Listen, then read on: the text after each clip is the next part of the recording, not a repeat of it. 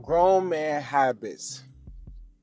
If you guys don't learn these, the longer it takes to learn these, the longer you're going to suffer. Right? The longer you're going to suffer. I understand. Everybody didn't grow up with their father in the house. Everybody don't have older brothers and things like that. And most of us, we learn this on our own journey, on our own adventure of life. You see what I'm saying? And it's like, it costs. It costs to be ignorant, man. It costs to be ignorant. So any opportunity I get to help somebody, lift somebody up, I'm gonna do that 1,000%, every chance. I believe that's a part of my purpose. I believe that's aligned with what God want me to do. So that's what we're here doing. You understand? So the first thing, grown man. All grown men understand this, that no one feels sorry for you. You could have lived, and it's different for women. I get it. It's different for women. But as a man, you gotta understand. Let me make sure that we can, okay, check the quality. As a man, you gotta understand. Don't nobody care. Everybody got a sad story. Everybody got a reason, a reason to justify them giving up or quitting. Everybody tired. Everybody hurt. Everybody sad. Everybody want to cry. Everybody feel that, my boy. The difference is, as a man, you gotta learn. You gotta endure. You gotta endure.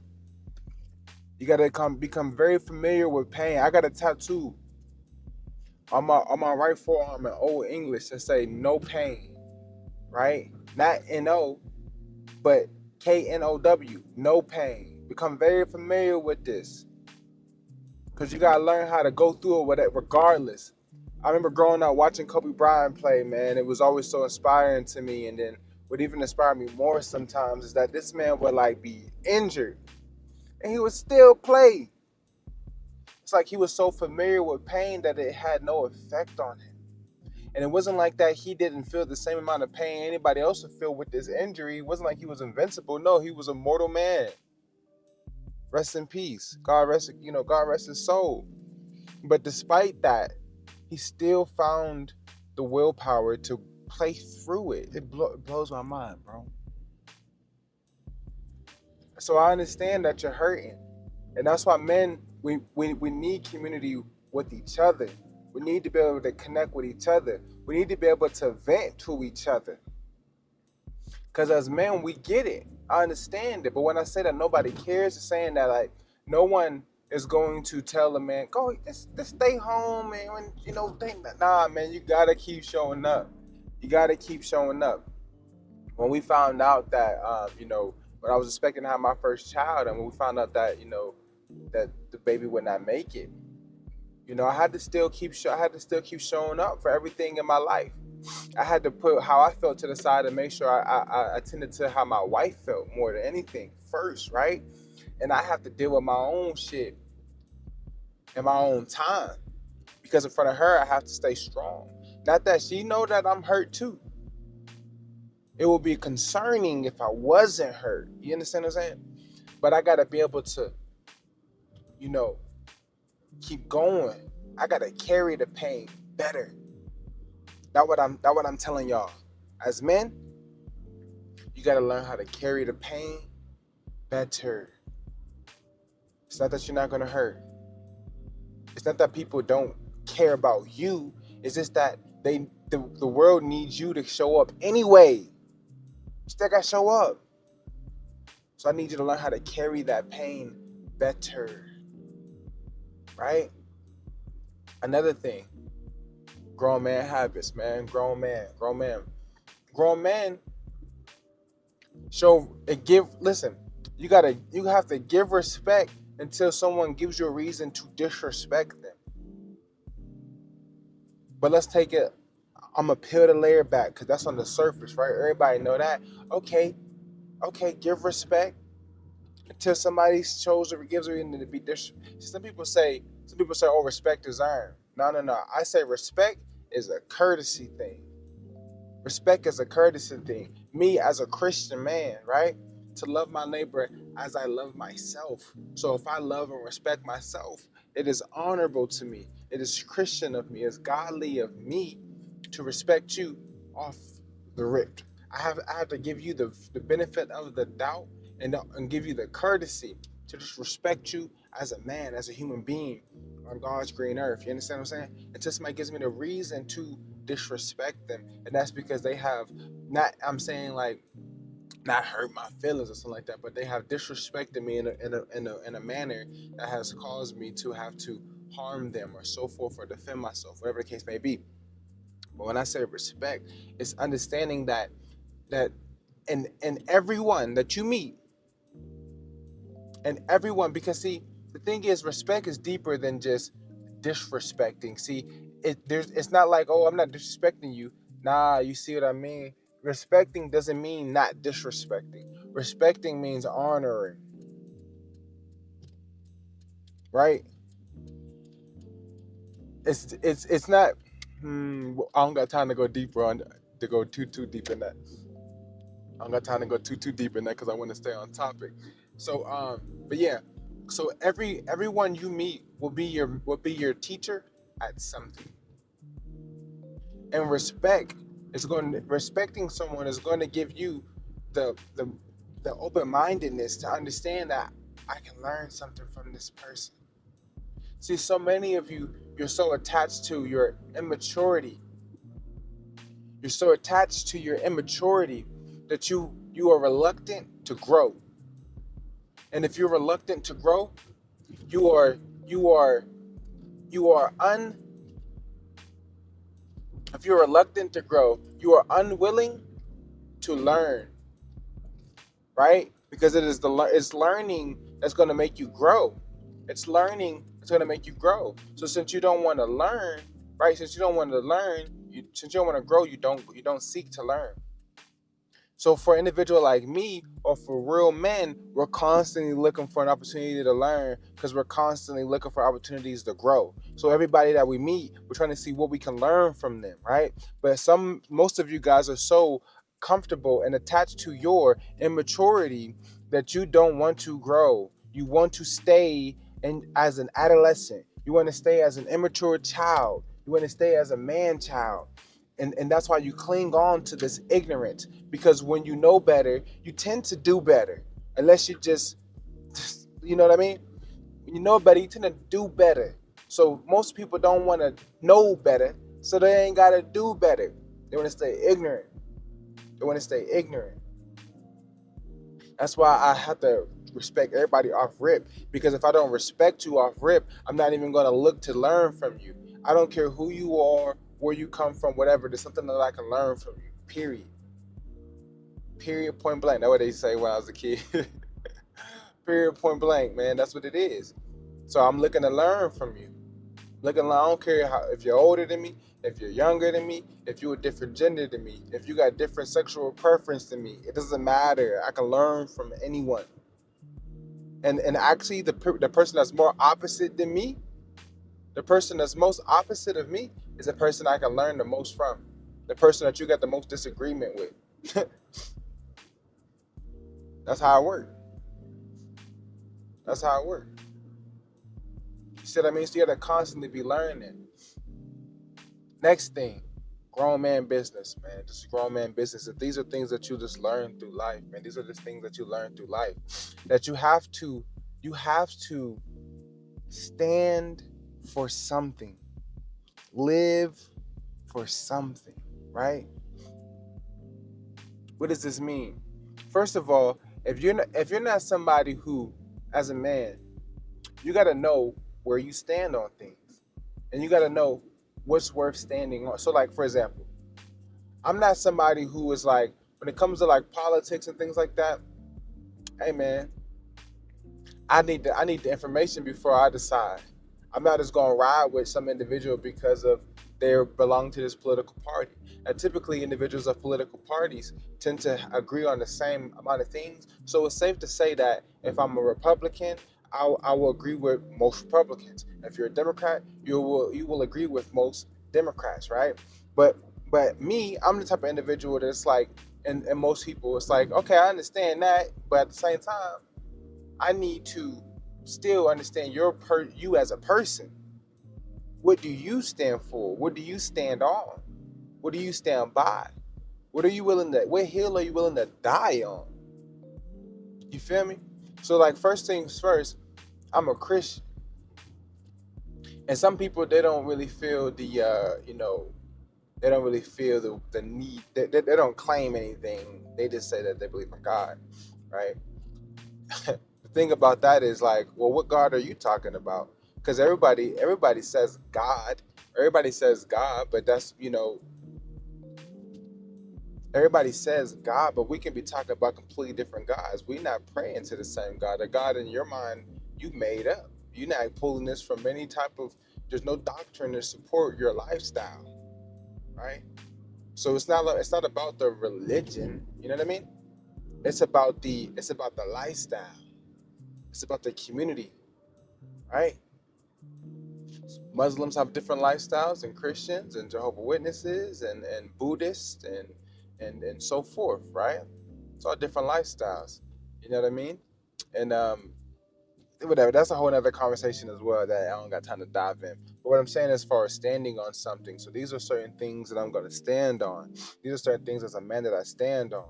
What do you stand on as a man? How do you feel about certain things, right? Some men go on to beat women, and some men will still be friends with men that beat their woman. How do you feel about that? What do you stand on? What do you draw the line? That's what I'm saying. What parameters do you live your life? By what parameters do you function as an individual? By what parameters are things okay or not okay? And when you understand this, right, you have a sense of morals, a sense of values, a sense of principles that you live off of as a man. And if you don't have these things, we can't tell much about you, because this is how you can tell a man: by his morals, his values, and principles. And if you're somebody who doesn't stand for anything, don't live by nothing, not a man. A man through his journey, right? And I'm saying, like, you're a male for sure. You know what I mean? But I'm talking about a man. A man through life and his journey, he grows his values, morals, and principles. A lot of these things are learned in your household. A lot of these things are learned in your community. A lot of these things are learned in your church, right? Right? But but the world, life will shape you and groom you, right? God will shape you and groom you into the man that He, you know, desires you to be, who He put you here to be. And based on that journey, you should have values, principles, and morals, right? What do you stand on? What do you stand on? What do you stand on? See, a lot of people who don't stand on anything, they'll fall for anything. They'll go for anything. Whoever sounds good, whatever story sounds believable, whatever gets me motivated. Nah, man. You see, that's the difference. Another grown man habit is being proactive and not reactive. See, reactivity is an emotional thing. And there's sometimes where you have to react in self-defense, but the proactivity is making sure that you're in the gym and that you know a discipline when it comes to formal fighting, right? Because you understand that violence can't take place. So I'm proactive. So even though I'm reacting on this, I'm already prepared. But see, a reactive man is someone who just lives life constantly going with the flow. Whatever happens. Cool. Whatever happens. And I'm not saying that sometimes you need to be flexible, right? But it's the difference between not knowing where you're going. You don't even drive. You don't even steer the wheel in your own life. Now, first and foremost, as a God-fearing individual, I believe that God is leading my life, and I have to learn to follow Him. But in that, I have my free will to make decisions based upon what is best for me. So even though God is directing me, it is still my job to follow and not be led by anything outside of that, right? Right? So it's like that's what I mean about having a steering wheel in your life, by leading in your life, right? So you can't literally be a just 100% or a majority reactive individual. You can't 100% be or majority be someone who just goes with the flow. You need to have a plan. You need to have goals. You need to have a focus, right? You need to be proactive with the ability to be flexible. You understand? Next thing, you need to have the ability to assert yourself. You need to have the ability to assert yourself, right? Now, there's a lot of times, there's a difference between being confrontational and being assertive, right? A person who is confrontational is a person who, in my opinion, lacks intelligence and doesn't know how to interact with and communicate with other people. So therefore, whenever they feel someone disagreeing with them, whenever they feel like somebody is, whenever they feel inferior or insecure, they want to flex a muscle that they believe that they have, right? When you lack brains, you want to automatically use bronze, and you want to insult and be confrontational. But see, a person who is assertive is a person who knows what they want and know what they stand for and what they stand by, and they know how to draw the lines and know how to create boundaries within their life. Because assertiveness doesn't mean hey, you do this. Assertiveness is, hey, this is what I'm not going to do. Hey, this is not how you're going to treat me. Assertiveness allows you to create the lines and the brackets in which people will interact with you as a human, as a man. So people can say whatever they want to say amongst each other. I don't have to be confrontational. But the moment you try to come to me with this bullshit, right? This is when I have to be assertive. And you have to be willing to die on that hill. Because it doesn't matter about, so a lot of you guys are afraid to be assertive because you're afraid of it becoming violent, or you're afraid of potentially losing a fight. But here's the thing. Losing a fight is not worse than losing self-respect. You lose a fight, you gain experience points and you become a better fighter even when you lose. But when you fail to when you fail to respect yourself in front of yourself, because this is how it goes. Someone does something and you're like, oh, whatever. You know what I mean? And I'm not talking about no petty. I'm not talking about petty stuff. I'm not talking about small stuff. We're just like, bro, that means that's nothing. Like, right? Because it doesn't go against your boundaries, right? It doesn't go against your boundaries. Everybody's boundaries look different. There's some people who are very sensitive, and they're very reactive, and they're emotional. So they don't really have boundaries. They just feel small, so they have to react. They feel very small, so they have to react. Like me, it's you have to, something has to take place for me to be reactive, because it would trigger my boundaries, right? It would trigger my values, morals, principles, right? Trigger that, and that's a proactive thing because those are already in place. So it's really just like a defense mechanism in a way, right? Anyways, next thing, you gotta know how to lead and know you're a man, right? Everybody. Here's the thing, man. It's a lot of ideas are coming to my head, so I'm trying to speed this up before because I'm going longer than I thought. Know how to lead, know how to be a man. A lot of you guys, man. I see a lot of men in relationships dealing with women who get played and taken advantage of. So one thing, as a man, you got to understand that this is that marriage is the greatest height when it comes to this. Why? Because this shows that you're a leader. This shows that you make great selections, and it shows that you know yourself, and it shows that you're not ruled by what society thinks. Right? You're not ruled by what society thinks. That you can actually commit to something, and you can actually succeed at that. And marriage is one of the most challenging things because it requires you to actually grow, and it requires you to actually be a leader, right? So many men, they automatically pick the wrong type of girl for them because they are trying to get approval by society. That they don't actually pick what's best for them. They pick what society think will look good for you. You're not picking what you want. You're picking what you think people will say, oh, good job, man, she's beautiful, right? You're not picking what you actually want and what's good for you. Therefore, to me, you're a sucker. It's a loser mentality. You're a loser because you're going to be unhappy because you're trying to pick on approval and not pick on like the values, the benefits that you need, right? God made Eve and said that she is a helpmate to help Adam. You're picking someone that can't help you at all in any way, shape, or form. And all they do is going to bring misery to you.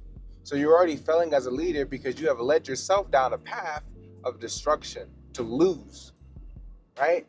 And when you actually pick good, now you have to make sure that you guys have become each other. You guys start to raise each other. Start to raise each other. She's gonna speed up the process of you becoming a man, leading, protecting, providing, right? And you're gonna speed the process of her becoming a woman. But you're going to see women are malleable. Women are more malleable than men. So she will start to form and adapt and adjust to you as a man, as her husband, as a leader. That's why that's a whole nother conversation. We're not gonna get too deep in that, man. We're not gonna get too deep into that. Oh man, what was the next thing that was coming to my mind when it comes to, like I said, leading and understand that you are a man. Understand that you are a man. You need to be in shape. You need to be getting fit, but that goes into proactivity. That goes into being proactive. That just goes into that as well, right? That goes into that as well. Um, Man, we might have to do a part two. I'm driving, and it's like, and I got kind of hyped, excited about what I was saying. Glory to God. So we're gonna have to spin the block on this topic. And but more than anything, man, I appreciate you guys, man. I really do. I want to see men be men, and I want to see men win, and I want to see men lead because the world is best when people play their roles to the best of their ability, right? And I'm not saying that only men are leaders, women are leaders too, but we all lead differently because we're different, right? We have roles to fulfill, and you're going to be a leader in your role, you know. Um, and there's going to be men who aren't as assertive as others, aren't as aggressive as others. That's cool. Just make sure just make sure you set your own boundaries, man. Just make sure you know. Just make sure that you never go home feeling like a. a I don't want to try to use too much profanity out here, but make sure you don't go home feeling like no B. You know what I mean? Like a coward. Just never allow yourself to do that.